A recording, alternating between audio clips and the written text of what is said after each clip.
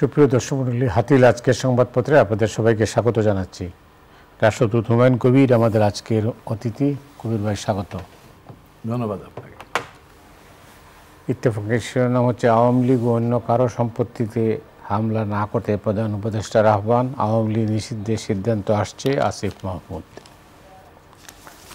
মনোজমিন অস্থির সময় দেশটা যাচ্ছে কোথায়, আর আইন শৃঙ্খলার অবনতি বিশ্বকে ভুল বার্তা দেবে প্রধান উপদেষ্টা। আমাদের সময় কোথাও স্বস্তি নেই, সুযোগ কাজে লাগানোর পরামর্শ। দেশ জুড়ে আওয়ামী লীগ নেতাদের বাড়িঘরে ভাঙচুর ও আগুন। আমার দেশ ভারতের স্বার্থে সীমান্ত হাট, প্রত্যাশা প্রাপ্তিতে ব্যবধান, আশা নিরাশায় জনগণ। অন্তর্বর্তী সরকারের 6 মাস। কালবেলা হাওয়ার নৌকা ও গেমগড় মৃত্যুফাদ, আর 32 নম্বরের কংক্রিট ভেঙে রোডও নিয়ে যাচ্ছে মানুষ। সময়ের আলো উস্কানি দেখছে বিএনপি, বরিশালের লঞ্চেই শিরোপা। দেশ রূপান্তর, সংস্কার, নির্বাচনের দিকে সরকার। হাসপাতালে 20% দরিদ্র মানুষের বিনামূল্যে চিকিৎসা। দিনকাল আওয়ামী লীগের সম্পত্তিতে হামলা না করার আহ্বান প্রধান উপদেষ্টার। চলমান পরিস্থিতিতে উদ্বেগ জানিয়ে সরকারকে কঠোর হতে বলল বিএনপি। করতোয়া হামলা ভাঙচুর বন্ধের আহ্বান। চ্যালেঞ্জ মোকাবিলা করে এগিয়ে যাচ্ছে অন্তর্বর্তী সরকারের 6 মাস। কি দেখছেন পরিস্থিতি? ধন্যবাদ আপনাকে। আজকে তো 6 মাস সরকারের দায়িত্ব গ্রহণের 6 মাস পূরণ হলো বা পূর্ণ হলো।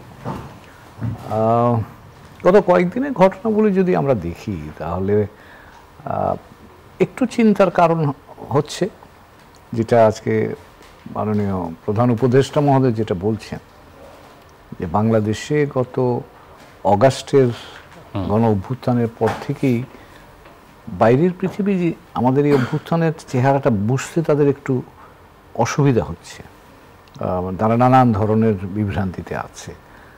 তবে এটা যেহেতু আমাদের জনগণের, তরুণ প্রজন্ম, জনগণ সহ একটা বড় ধরনের, আমি বলবো যে নূতন সচেতনতা এবং নূতন এনার্জি এর মধ্যে এসছে, আর সেটাকে কিন্তু অনেকেই মেনে নিয়েছে এবং তার উপর ভরসা করেই বর্তমান অন্তর্বর্তীকালীন সরকার কিন্তু এই সংস্কার প্রক্রিয়া নিয়ে সামনে যাচ্ছে। গত 2-3 দিনে যে ঘটনাগুলো ঘটলো, এতে করে অনেকগুলো ডাইমেনশন এখানে আমার কাছে মনে হয়। একটা হচ্ছে, ধরেন প্রথম ডাইমেনশনটা ইমোশন, একটা ব্যাপার আছে, একটা উস্কানি আছে, উস্কানির বিপরীতে একটা ইমোশনাল আউটবাস্ট হয়েছে।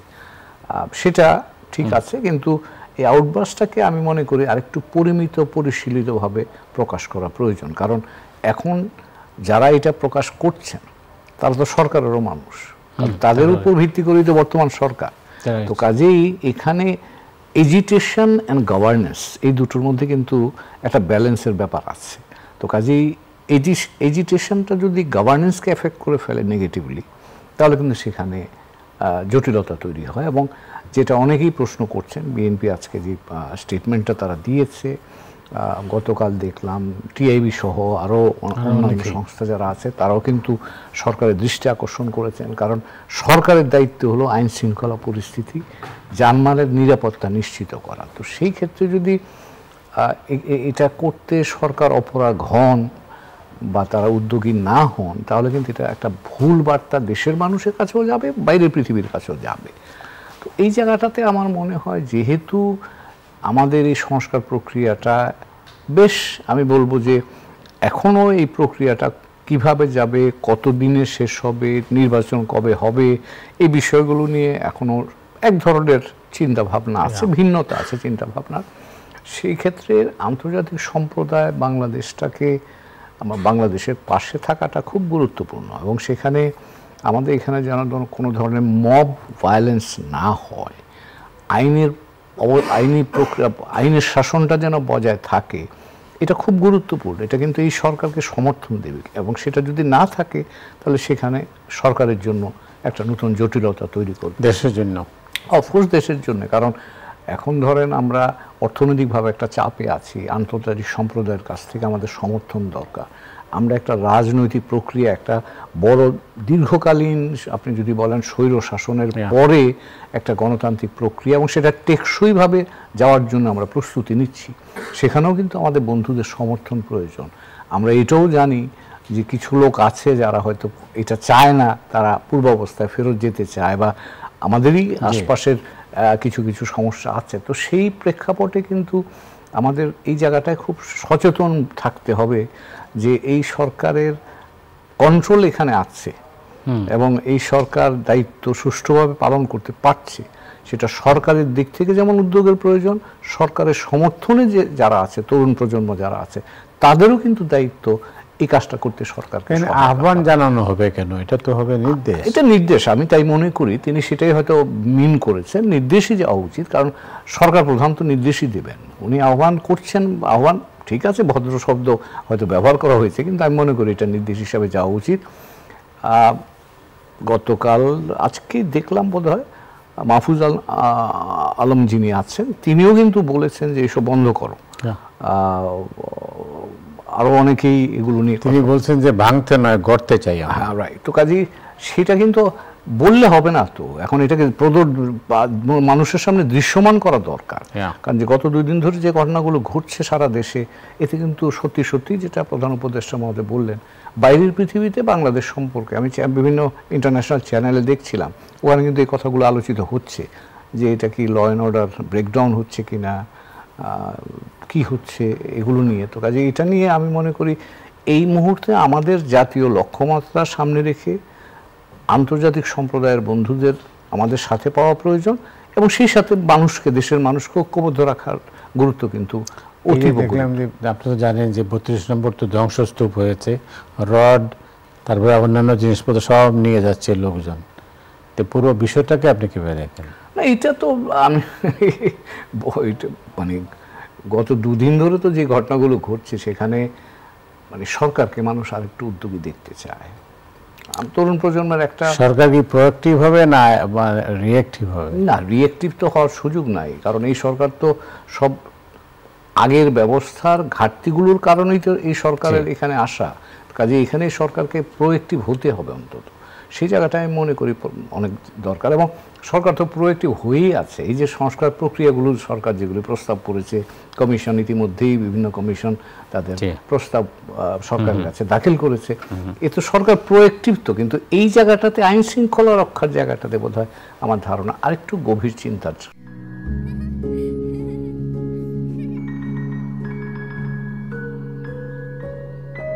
প্রতিদিন এমন ছোট ছোট মুহূর্তগুলো তৈরি করে জীবনের গল্প। Hatil, live and relive. সুযোগ আছে। আজকে দিনের আরেকটা খবর হচ্ছে যে আওয়ামী লীগ নিষিদ্ধের সিদ্ধান্ত আসছে, একজন উপদেষ্টা আসিফ মাহমুদ বলেছেন। হ্যাঁ, সেটা বলেছেন, কিন্তু এটা তো যেটা আগে আলোচিত হয়েছিল বিভিন্নভাবে, সেটা বলছে জনগণের উপর ছেড়ে দেওয়া হবে, অথবা আইনি প্রক্রিয়ার মাধ্যমে যদি ওইরকম কোনো সিদ্ধান্ত আসে তাহলে সেই ক্ষেত্রে এটা বাস্তবায়ন হবে। আজকে একজন উপদেষ্টা মহোদয় বললেন, এখন সেটা কিভাবে প্রয়োগ করা হবে সেটাও তো একটা বিষয়। কারণ আমরা আগের অভিজ্ঞতায় দেখেছি, যেটাকে অর্ডিন্যান্স করে যদি আপনি প্রশাসনিকভাবে করেন, সেটা ঠিক আমি বলবো যে ভিত্তিটা খুব শক্তিশালী হয় না। এটা ঠিক যে একটা রাজনৈতিক দলের বিষয়ে জনগণ হচ্ছে সবচেয়ে উত্তম সিদ্ধান্তদাতা, কারণ তারা যদি মনে করে এই দলের প্রয়োজন নাই, তাহলে সেখানে তারা তাদেরকে ভোট দেবে না, অটোমেটিক্যালি দল তার গ্রাউন্ডিংটা হারিয়ে ফেলবে। মুসলিম লীগ যেভাবে হারিয়ে, অনেক দল, আমাদের কৃষক শ্রমিক প্রজা পার্টি ছিল এক সময়তে, মুসলিম লীগ ছিল, তো তারা গেছে বিকজ জনগণ চায়নি। অনেক বাম রাজনৈতিক সংগঠন হারিয়ে গেছে। তো সেটা আমাদের এখানে বাংলাদেশেই তো অনেক হয়েছে, এবং সেটার চূড়ান্ত সিদ্ধান্তের দায়িত্ব জনগণের। কিন্তু এখানে মনে রাখতে হবে যে এই যে এখন যেটা তিনি বলছেন, প্রক্রিয়াটা তো স্বচ্ছ হওয়া দরকার মানুষের সামনে। কারণ মানুষের আওয়ামী লীগের ব্যাপারে মানুষের মধ্যে এক ধরনের নেতিবাচক একটা ধারণা আছে, কিন্তু সেই নেতিবাচক ধারণাটাকে আপনি যদি রুল অফ লর কনটেক্সট থেকে দেখেন, তাহলে এটা আইনি প্রক্রিয়ার মধ্য দিয়ে কীভাবে আপনি নেবেন সে সম্পর্কে একটু স্বচ্ছতা থাকলে বোধহয় সেটা মানুষের চিন্তাটাকে বাস্তবায়ন করা সহজ হবে। এবার আপনি জানেন যে ভারতের প্রধানমন্ত্রী নরেন্দ্র মোদী যাচ্ছেন 12 তারিখে 2 দিনের সফরে যুক্তরাষ্ট্র, ট্রাম্পের আমন্ত্রণে, এবং ট্রাম্পের সঙ্গে সাক্ষাৎ হবে এবং কথা হবে। এটাকে অনেকেই মানে যারা কূটনীতি বিশ্লেষণ করেন তারা বলছেন যে এটা খুবই গুরুত্বপূর্ণ সফর। আপনি কীভাবে দেখছেন? এটা গুরুত্বপূর্ণ বটেই, গুরুত্বপূর্ণ কারণ ট্রাম্প ক্ষমতায় আসবার পরে নেতানিয়াহু গেলেন এবং আমরা দেখলাম মানে এমন সব কথাবার্তা বক্তব্য ওখান থেকে উচ্চারিত হয়েছে যেটা হয়তো চিন্তাও কেউ করেনি, রিভার্স হয়ে গেছে একদম, একেবারেই মানে অভাবনীয় কিছু কিছু বক্তব্য আসছে। আজকে যাচ্ছেন জাপানিজ প্রাইম মিনিস্টার, আগামী কয়েকদিনের মধ্যে ইজিপ্ট এবং জর্ডানের প্রেসিডেন্টরা যাবেন, জর্ডান বাদশাহ এবং ইজিপ্টের প্রেসিডেন্ট, তারপরে নরেন্দ্র মোদী যাচ্ছে। সো এটা গুরুত্বপূর্ণ দুই কারণে। একটা হচ্ছে যে ভারতের সাথে মার্কিন যুক্তরাষ্ট্রের সম্পর্কের বিন্যাসটা কি হবে, এটাও গুরুত্বপূর্ণ বিষয়। কারণ ট্রাম্প সাহেবের ট্যারিফ যেটা আছে বা শুল্ক নিশানার মধ্যে কিন্তু ভারতও আছে, তার ইরেগুলার বা ইলিগাল মাইগ্রেন্টদের ব্যাপারে সেই টার্গেট আছে। গতকাল ভারতীয় পার্লামেন্টে এটা নিয়ে বেশ বিতর্ক হয়েছে যে ভারতীয়দেরকে 104 জনকে ফেরত পাঠিয়েছে মার্কিন যুক্তরাষ্ট্র, তাদেরকে ডান্ডা বেরি যেটাকে আমরা বলি, ওইটা সামরিক বিমানে এবং ডান্ডা বেরি লাগিয়ে আনা হয়েছে। এটা অসম্মানজনক হয়েছে। এটা নিয়ে বেশ ভারত সরকার একটু চাপের মধ্যে পড়েছে। এখন ধরেন ভারতে আমার ধারণা ট্রাম্প সাহেবের আগের তার নীতির প্রেক্ষাপট থেকে যদি দেখি, তিনি ভারতে মার্কেট অ্যাক্সেস চাইবেন বড়ভাবে। এটা আগের বারও তিনি চেষ্টা করেছিলেন, হয়নি। ভারত সরকারও কিন্তু অনেক জিনিসকে ছাড় দেওয়ার জন্য তাদের গত কয়েকদিন আগে বাজেট যেটা হয়েছে, ওখানে কিন্তু ট্রাম্প সাহেবকে টার্গেট করে অনেক ক্ষেত্রে তারা ইতিমধ্যে রেয়াত দেওয়ার কথা ঘোষণা করে রেখেছে। তো সেখানে আমার ধারণা ভারত এবং মার্কিন যুক্তরাষ্ট্রের মধ্যে কৌশলগত সম্পর্কের বিষয়টা তো অবভিয়াসলি থাকবে। কোয়াড নিয়ে ইতিমধ্যেই তারা আলাপ আলোচনা করেছে ওয়াশিংটনে মার্কিন বর্তমান সরকারের সাথে। এখনকার প্রেক্ষাপটে কিভাবে নতুন প্রেক্ষাপটে এই অঞ্চলের ভূরাজনীতিতে দুইজন কিভাবে কাজ করবে সেটা আলোচনায় থাকবে। নিজেদের বাইল্যাটারাল ইস্যুস থাকবে। ভারতের দিক থেকে হয়তো বাংলাদেশ ইস্যু তারা হয়তো দৃষ্টি আকর্ষণ করার জন্য, ট্রাম্পের দৃষ্টি আকর্ষণ করার জন্য চেষ্টা করতে পারে। তবে এই ভিত্তিতে বাংলাদেশের অভ্যন্তরীণভাবে এটা খুব বেশি প্রভাব বিস্তার করতে পারে বলে আমি এখনো মনে করছি না। তার কারণ বাংলাদেশের মানুষের মধ্যে এখন একটা আত্ম উপলব্ধি যদি বলি আমরা, বা আমরা যদি বলি আমরা জাতি হিসেবে আত্মসম্মানের যে বোধটা আমাদের আছে, সেটা কিন্তু এখনও টনটন আমার ধারণা। তো কাজে এই ক্ষেত্রে ওখানে যারা আছেন তারা যদি মনে করেন এই ভিজিটের মধ্য দিয়ে তারা কোনো ধরনের উৎসাহ বা কোনো ধরনের সুযোগ পাবেন, আমার কাছে সেটা একটু সুদূর পরা হতে মনে হচ্ছে। কিন্তু এই বিষয়টা আলোচিত হতে পারে, এটা আমার মনে হচ্ছে না। তো এই পরিস্থিতিতে বাংলাদেশের করণীয় কি? আমরা মনিটর করব, আমরা দেখি ওনারা কি আলাপ আলোচনা করছেন সেটাকে ভালো করে পর্যবেক্ষণ করতে হবে আমাদের। কারণ যেহেতু এই ভিজিটটা এবং ট্রাম্প যেহেতু আনপ্রেডিক্টেবল, উনি কি মানে ওনার তো বোঝা মুশকিল যে হোয়াট হি থিংস। তো কাজেই এটা একটু ক্লোজলি মনিটর করে আমাদেরকে চিন্তাভাবনায় রাখতে হবে এবং আমাদের যেটুকু বক্তব্য, আমাদের যেটুকু সুযোগ আছে সেটাও আমরা ব্যবহার করতে হবে, যাতে করে অন্য কোনো ন্যারেটিভ আমাদের স্বার্থের বিপরীতে দাঁড়িয়ে না যায়।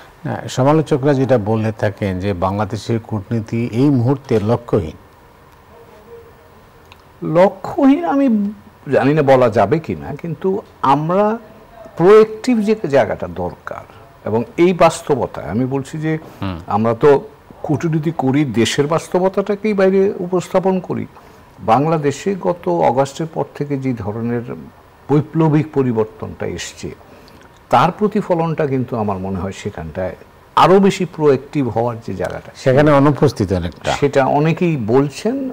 আমারও ধারণা যে এখানে এখনও এখানকার অবস্থাটার প্রতিফলনটা বাইরে হয়তো প্রতিদিন এমন ছোট ছোট মুহূর্তগুলো তৈরি করে জীবনের গল্প। হাতিল, লিভ অ্যান্ড রিলিভ ভাবে দেখানো যাচ্ছে না। অবশ্য কূটনীতি পেশাটা এরকম যে ওখানে পরিবর্তন খুব বেশি করাও সুযোগটাও কম আছে। এখনকার যে পরিস্থিতি যেটা আমরা নিয়ে শুরুতে আলোচনা করলাম, সেটার থেকে আমার কেন যেন মনে হচ্ছে যে ইউরোপ সহ ওয়েস্টার্ন ওয়ার্ল্ডে এমনিতেই কিন্তু বাংলাদেশ নিয়ে একটা নেগেটিভ ক্যাম্পেইন আছে বাংলাদেশের বিরুদ্ধে। এই সমস্ত ঘটনা যদি চলতে থাকে তাইলে কিন্তু ভুল বার্তা না, ভুল অ্যাকশন হইতে পারে, বা অ্যাকশনই হয়ে যেতে পারে, নট ভুল অ্যাকশন হতে পারে। সেটাই নানা ক্ষেত্রে সেটা আপনি সঠিক বলেছেন যে এখন তো আমরা অনেকাংশেই তাদের উপর নির্ভরশীল। আপনি যেমন আমরা IMF থেকে টাকা নিচ্ছি, এখন রং ইমপ্রেশন ওখানে ডেভেলপ করলে তো আমার এই সাপ্লাই লাইনটা এফেক্টেড হয়ে যেতে পারে। আমার অন্যান্য বন্ধুরা যারা আছে, এবং এখানে কিন্তু মনে করার কোনো কারণ নাই যে যারা আমাদের বন্ধু বলে আমরা যাদের মনে করি তারা বাংলাদেশে যে কোনো ধরনের অস্থিতিশীলতাকে কিন্তু তাদের মধ্যে চিন্তার কারণ ঘটাবে। কাজে সেটা পশ্চিমা জগৎ নয়, পূবের জগতেও কিন্তু সেটা হতে পারে। তো কাজে সেই জায়গায় আমরা যাদের উপর এখন বা যাদের কাছ থেকে সহায়তা চাইছি তাদের সকলের জন্যই কিন্তু এই সঠিক বার্তাটা দেওয়ার জন্যে আমার এই স্থিতিশীলতাটা রক্ষা করাটা খুব জরুরি বিষয় বলে মনে করছি। ভাবাবেগ আছে বুঝতে পারছি, কিন্তু সেটাকে ভাবাবেগের চাইতেও আরও বেশি গঠনমূলকভাবে যেখানে যাওয়া যায়, যেমন আপনি অনেকে বলেছেন, কালকে আমরা পত্রপত্রিকা দেখছিলাম যে এটার চাইতে বিচার প্রক্রিয়াটা ত্বরান্বিত করা প্রয়োজন। যেখানে এই বড় ধরনের গণহত্যা যেটা বলা হচ্ছে, এটার জন্য দায়ী যারা, তাদেরকে যদি আপনি আইনের আওতায় দ্রুত আনতে পারেন তাহলে এটার চাইতে মানে এগুলোর চাইতে বেশি কাজ বা ফল পাওয়া যাবে সেই জায়গাতে। কাজে সেখানেও আমার মনে হয় মনোযোগটা দেওয়া দরকার, এবং সেটা হলে সকলের কাছে সেটা গ্রহণযোগ্য হবে। কারণ কোর্টের মাধ্যমে যদি একটা সিদ্ধান্ত আসে আইনি প্রক্রিয়া বজায় রেখে, সেটা আপনি যুক্তিসঙ্গতভাবে অন্যের কাছে, কিন্তু সেখানে কিন্তু গতিটা খুব স্লো। তো আমি সেটাই বলছি যে এখন সেই দিকে মনোযোগ দেওয়া দরকার। এবং আমি জানি না মাহফুজ আলম সাহেব যেটা বলছিলেন তিনি কি সেই জায়গার কথায় বলছেন কি না, যে আমরা গড়তে চাই। তো গড়তে চাইলে তো সেটা একটা that could be one area যেখানে ফোকাস করলে আপনি যদি ক্রাইমস, এটা আমরা জানি এখানে আপনি অন্যায় কাজ ঘটেছে, আইনের ব্যত্যয় ঘটেছে, তো যারা এর জন্য দায়ী তাদেরকে আপনি ওখানে অ্যাকাউন্ট করতে পারলে বা অ্যাকাউন্টেবিলিটির মধ্যে আনতে পারলে আমার মনে হয় সেটাই মানে লজিক্যাল, এবং সেটা হলে আপনার বাইরে সেটার উপস্থাপনাটাও অনেক বেশি সহজ হবে। কিন্তু এই 6 মাসের সরকার সাকসেস স্টোরিটা নির্ভর করতেছে অর্থনীতির উপরে অনেকখানি।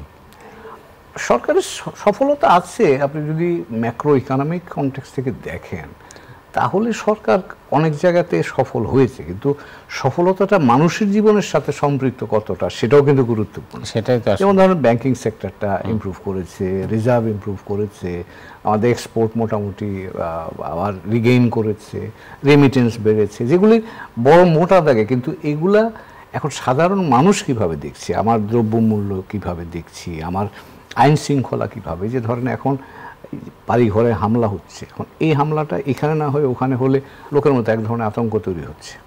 কাজে এটাও চিন্তার জায়গা, এবং সেটা আমাদের অভ্যন্তরীণভাবে, বাট বাইরের পৃথিবী তো মেসেজ যেটা বললেন, যেটা প্রধান উপদেষ্টা মহোদয় বলেছেন, এটা খুব গুরুত্বপূর্ণ। যদি রং মেসেজ চলে যায় তাহলে কিন্তু আমাদের জন্য জটিলতা বাড়বে, এই মুহূর্তে যেটা আমরা একেবারেই চাই না। আমার সামনে একটা নির্বাচনও তো এফেক্টেড হয়ে যাবে অফকোর্স, এবং এই নির্বাচনটা আপনি এটাকে অন্তর্ভুক্তিমূলক যদি করতে হয় তাহলে এই ইটসেলফ ইজ এ চ্যালেঞ্জ। তো কারণ সেখানে কারা থাকবে কি থাকবে না, কারণ বাংলাদেশের নির্বাচন নিয়ে তো গত 3টা নির্বাচন নিয়ে সমস্যাটাই ছিল নির্বাচনটা অন্তর্ভুক্তিমূলক হয়নি, গ্রহণযোগ্য মানুষ সকলকে আমরা এতে যুক্ত করতে পারিনি। তো এখন তো এই সরকারের জন্যে একটা অন্তর্ভুক্তিমূলক নির্বাচন দেখানো, ফ্রি ফেয়ার অ্যান্ড ইনক্লুসিভ নির্বাচনটা খুবই গুরুত্বপূর্ণ, এবং that itself is a big challenge. এটাও তো একটা বড় ধরনের চ্যালেঞ্জ সামনে আছে। তো কাজেই শেষ যেটা বলবো যে এখানে যতভাবে সম্ভব জাতীয় ঐক্যমত্য ধরে রাখাটা খুব জরুরি এই মুহূর্তের জন্যে। আইনের শাসন, বুঝতে পারি আইনের শাসনের জটিলতা, এখানে চ্যালেঞ্জ আছে, কিন্তু চেষ্টা করতে হবে আইনি প্রক্রিয়ার মধ্য দিয়েই সমস্যাগুলো সমাধানের জন্য। তাহলে বাইরের পৃথিবী আমাদের জন্য, আমাদের কাছ থেকে ইতিবাচক মেসেজটা পাবে। এই মুহূর্তে আপনার কাছে প্রায়োরিটি কোনটা? কোন দিক থেকে আপনি? ওভারঅল সারা দেশের? না, আমি জাতীয় ঐক্যমত্যের কথা বললাম। রিফর্ম, আপনি যে গোলটা আমাদের আছে একটা নির্বাচনের মধ্য দিয়ে গণতান্ত্রিক প্রক্রিয়া উত্তরণ, এটা হচ্ছে আমার লক্ষ্যমাত্রা। সেই লক্ষ্যে যাওয়ার জন্যে এখন সংস্কার প্রক্রিয়াটা সম্পন্ন করে একটা অন্তর্ভুক্তিমূলক নির্বাচন করাটাই আমি মনে করি যে সরকারের জন্য, এবং এটা করার জন্যে ফ্যাসিলিটেটিং ফ্যাক্টর হিসাবে আইন শৃঙ্খলা বলেন, অর্থনীতিকে চালু রাখা, সামাজিক সংহতি বজায় রাখা, নিরাপত্তা বজায় রাখা, এই কাজগুলো করে যেতে হবে। কিন্তু ঐক্যমতের জায়গাটা তো আমার কেন যেন মনে হয় কোথাও একটা গোলমাল আছে, যে কারণে এখন পর্যন্ত ওইভাবে হয়ে ওঠেনি। এটা আমি আরেকটু অপেক্ষা করতে চাই। সেটা হচ্ছে যে সরকার যেটা বলছেন যে কমিশনগুলো রিপোর্ট হয়ে গেলে এই ফেব্রুয়ারি মাঝামাঝি তারা বসবেন বিভিন্ন রাজনৈতিক দল, নাগরিক সমাজ তাদের সাথে, তো সেইটা দেখা যাক। এবং সেই ক্ষেত্রে আমি মনে করি যে চ্যালেঞ্জিং, কিন্তু আমার ধারণা এখনও বাংলাদেশের মানুষের মধ্যে একটা অন্তর্নিহিত সুর আছে যে আমরা সকলে একমত হয়ে আমরা চেষ্টা করি, কারণ কেউ এই সরকারটা প্রতিদিন এমন ছোট ছোট মুহূর্তগুলো তৈরি করে জীবনের গল্প। Hatil, live and relive. ব্যর্থ হোক এটা চায় না, সকলেই চাচ্ছে যে এই সরকার সফল হোক। কাজে এই সরকার সফল হোক, এটাই কিন্তু একটা আমি মনে করব যে শক্তি, সরকারের জন্য শক্তি, আমাদের সকলের জন্য শক্তি। কাজে এই জায়গাটায় যদি আমরা একটা কনসেনসাস ফ্রেমওয়ার্ক তৈরি করতে পারি যে এই বিষয়গুলোতে আমরা এগ্রি করলাম, তাহলে আমি মনে করি যে এখন যে চ্যালেঞ্জগুলো আমরা ফেস করছি সেটা উতরাতে হবে। এবং শেষ আরেকটা কথা যেটা না বললেই নয়, বাংলাদেশের গণতান্ত্রিক চরিত্র, বাংলাদেশের উদারনৈতিক ব্যবস্থাপনা এবং বাইরের পৃথিবীর সাথে আমরা সকলের সাথে সুসম্পর্ক বজায় রাখা, এই তিনটা মৌলিক জায়গা থেকে কিন্তু আমরা সরবার কোনো সুযোগ বেশি নাই আমাদের, কারণ আমাদের জাতীয় স্বার্থই আমাদেরকে ওইভাবে সম্পৃক্ত করে রেখেছে। তো কাজে এই জায়গাগুলো আমাদের খেয়াল রাখতে হবে যে বাংলাদেশকে পৃথিবীর মানুষ কিন্তু, আমার নিজের অভিজ্ঞতা আমি দেখেছি 2008 সালের নির্বাচনে ওয়াশিংটনে আমি হঠাৎ করে গুরুত্বপূর্ণ ব্যক্তি হয়ে গেলাম, সকলেই বুঝতে চাচ্ছে 78% মানুষ, 87% মানুষ ভোট দিল, এটা কীভাবে সম্ভব? আমাকে বিভিন্ন university, state department, think tank ডাকছে বোঝানোর জন্য যে একটা এত 87% লোক কীভাবে ভোট দেয়, আমাদের বুঝিয়ে দাও। এবং আমি তখন যেটা বললাম যে দেখো, মধ্যপ্রাচ্যে তখন তো বড় ধরনের বিশৃঙ্খলা, তো বললাম যে দেখো, আমরা কিন্তু মুসলিম জনগোষ্ঠী হলেও আমরা যে গণতন্ত্রকে কত সম্মান করি, দিস ইজ এ ম্যানিফেস্টেশন। এবার বোঝো বাংলাদেশের মানুষের প্রত্যাশাটা কি? We could be a new template for all of you. তোমরা এখন বাইরের পৃথিবীতে বলতে পারবা যে মুসলিম দেশেও ডেমোক্রেসি আছে, তারা কিন্তু খুব এটা মেনে, হ্যাঁ this is a good idea. তো এটা আমাদের মনে রাখতে হবে যে আমাদের সারা পৃথিবী আমাদেরকে গণতান্ত্রিকভাবেই দেখতে চায়। দ্বিতীয়টা হচ্ছে আমরা একটা উদারনৈতিক সমাজ, এটাও খেয়াল রাখতে হবে, এটাও আমাদের বজায় রাখতে হবে। কাজে এখানে কিন্তু কোনো এদিক ওদিক যাওয়ার রাস্তা বেশি নাই। আর থার্ড হচ্ছে আমার কানেক্টিভিটি ছাড়া তো আমার এই অর্থনীতি চালানো যাবে না, আমার ভাবমূর্তি থাকবে না, আমার বাইরের সাথে সম্পৃক্ততা, রেমিটেন্স, এটা ওটা যেগুলি বলেন সবই তো বাইরের সাথে কানেক্টেড। তো এই তিনটা মৌলিক জায়গা আমাকে রাখতে হবে। যে সরকার জনগণ ভোট দেবে তারা আসবেন, কিন্তু এই বেসিক ফ্রেমের বাইরে যেন আমরা না যাই, এটা আমাদের খেয়াল রাখতে গেলে পা পিছলে বলবার একটা আশঙ্কা কিন্তু আছে। আমি যখন আপনার সাথে কথা বলছিলাম তখন আমি একটা শিরোনাম দেখছিলাম, টাইমস অফ ইন্ডিয়া একটা রিপোর্ট করেছে, রিপোর্টে বলছে যে আবারও ঢাকা দিল্লি কূটনৈতিক উত্তেজনা। আর সেটা তারা বলছে যেহেতু আমাদের পররাষ্ট্র মন্ত্রণালয়ের ডাকা হয়েছিল ভারতীয় হাইকমিশনের ডেপুটি হাইকমিশন, অ্যাক্টিং হাইকমিশন এসেছিলেন আমার ধারণা। এবং আজকে আবার ভারতের দিক থেকে তারা বলেছে যে না, শেখ হাসিনার বক্তব্যের সাথে আমাদের কিছু করার নাই। তো কাজেই শেখ হাসিনা যদি ওখানে গিয়ে বক্তব্য দেন, তাহলে তারা বললেও তো দায়িত্ব তাদের আছে, কারণ উনি ওখানে অতিথি হিসেবে আছেন। তো অতিথি হিসেবে থাকলে উনি যদি একটা বক্তব্য দেন, যার ঘরে আছেন তার দায়িত্ব নাই, এটা তো একটুখানি বেখাপ্পা মনে হয়। তো কাজে এই জন্যই আমার ধারণা এই যেটা বললেন টাইটেলটা তারা করেছে যে আবার টেনশন হচ্ছে।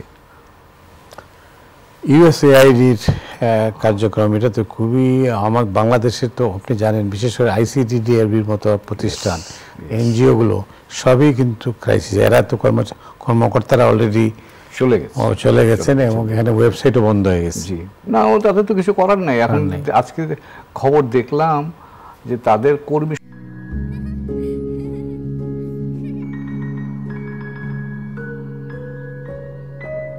প্রতিদিন এমন ছোট ছোট মুহূর্তগুলো তৈরি করে জীবনের গল্প। Hatil, live and relive. সংখ্যা কয়েক শতে নামিয়ে আনছে, সবাইকে বিদায় করে দিচ্ছে, এবং গত বছর তারা $72 বিলিয়ন সারা পৃথিবীতে ডিস্ট্রিবিউট করেছে। আমরা বাংলাদেশেও তো প্রায় পেয়েছি, প্রায় $440 মিলিয়ন মতো পেয়েছি। এখন এদের ইউএসএআইডি না থাকলে আমাদের, যেমন বলছিলেন আপনি, স্বাস্থ্য খাতে আমরা ব্যাপকভাবে ক্ষতিগ্রস্ত হব। স্বাস্থ্য খাতে ক্ষতিগ্রস্ত হব, এগ্রিকালচারে ক্ষতিগ্রস্ত হবে। গুটি সার থেকে শুরু করে অনেক এগ্রিকালচারাল ইনপুট কিন্তু তারা আমাদের সাপোর্ট করে। এগ্রিকালচারাল যেটাকে বলা হয় কমার্শিয়ালাইজেশন, এটাতে আমাদের সহায়তা করেছে, জলবায়ুতে আমাদের সহায়তা করেছে, শিক্ষাক্ষেত্রে সহায়তা করছে। সব তো এখন ফান্ড ক্লোজড, মানে সবগুলো টেম্পোরারি, অন্তত 90 ডেজের জন্য। কিন্তু যে নমুনাটা দেখা যাচ্ছে সে নমুনাটা কিন্তু ইতিবাচক না, কারণ আপনি সব স্টাফ বিদায় করে দিচ্ছেন। তো আপনি 90 দিন পরে যদি রিভিউ করে বলেন যে হ্যাঁ আমি এখন কাজটা আবার শুরু করব, স্টাফ কোথায় পাবেন? কাজেই আমার কাছে নমুনাটা খুব ভালো মনে হচ্ছে না, এবং এটা আমাদের মতো দেশগুলোর জন্য খুবই চ্যালেঞ্জিং হবে এখন, বিকজ আমাদের অনেক কিছু এটার উপর নির্ভরশীল ছিল। রাইট। ইরানের উপরে নিষেধাজ্ঞা দিয়েছেন ট্রাম্প, ইন্টারন্যাশনাল কোর্ট অফ জাস্টিসেও কিন্তু এই একই ধরনের অবস্থা। এই সব মিলিয়ে কই যাচ্ছে পৃথিবী? একটা অপরিচিত পৃথিবীর দিকে যাচ্ছি মনে হচ্ছে। গাজা উনি প্যালেস্টাইনকে সরিয়ে দিয়ে উনি ওটা রিভিয়েরা বানাবেন, মানে বিনোদন কেন্দ্র বানাবেন। আমি এটা বুঝতে পারলাম না, এটা এই চিন্তাটার যথার্থতাটা কি। এবং নেতানিয়াহু সাহেব আবার আজকে বলেছেন সৌদি আরবে তো অনেক খালি জায়গা আছে, ওখানে এদেরকে নিয়ে বসিয়ে দিলেই হয়।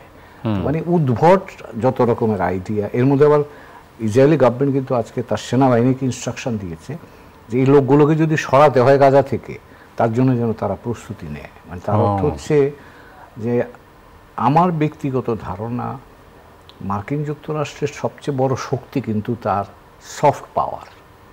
যদিও হার্ড পাওয়ারে মার্কিন যুক্তরাষ্ট্র 1 নাম্বার, কিন্তু ইফেক্টিভনেস পয়েন্ট অফ ভিউ থেকে তার হার্ড পাওয়ারের চেয়ে তার সফট পাওয়ার বেশি ইফেক্টিভ।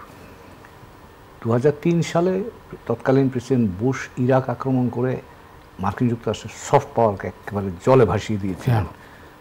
গতকালকের প্রেসিডেন্ট ট্রাম্পের এই বক্তব্য গাজার ব্যাপারে আমার ধারণা সেটাও কিন্তু এইরকম একটা বড় ধরনের ঝাঁকুনিতে ফেলে দিল মার্কিন যুক্তরাষ্ট্রের অন্তত সফট পাওয়ারটা। মানে বাইরের পৃথিবী মার্কিন যুক্তরাষ্ট্রকে যেটুকু আশার জায়গা মনে করে, সেটাকে তিনি একেবারেই আমার ধারণা জলেই ফেলবার মতো জায়গায় নিয়ে গেছে। অনেক ধন্যবাদ আপনাকে। ধন্যবাদ আপনাকে। দর্শক মণ্ডলী, আজ এ পর্যন্তই। আপনার সবাই ভালো থাকুন। শুভরাত্রি।